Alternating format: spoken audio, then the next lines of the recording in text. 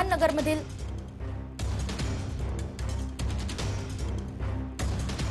त्यांनी उदयनराजे भोसले यांची भेट घेतलेली आहे।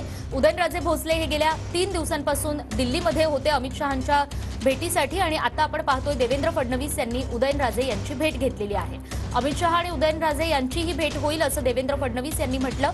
फडणवीस आणि उदयनराजेंची बैठकही सुरू होती, आता ही बैठक संपलेली आहे।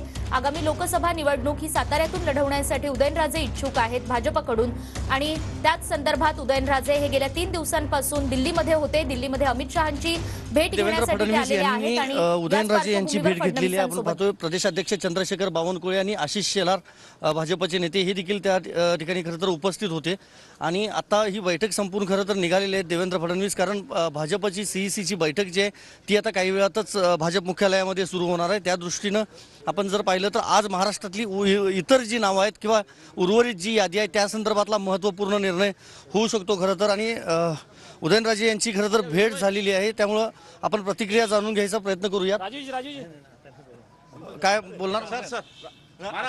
काय नेमकी भेट झाली, चर्चा मीटिंग झाल्यानंतर आत्ता बोलायला खरं तर नकार दिलाय। मात्र महत्त्वाचं अपडेट हेच आहे की आज रात्री सीईसीची बैठक संपल्यानंतर उदयनराजे भोसले त्याचबरोबर उपमुख्यमंत्री देवेंद्र फडणवीस यांची अमित शहा यांच्यासोबत बैठक होणार आहे।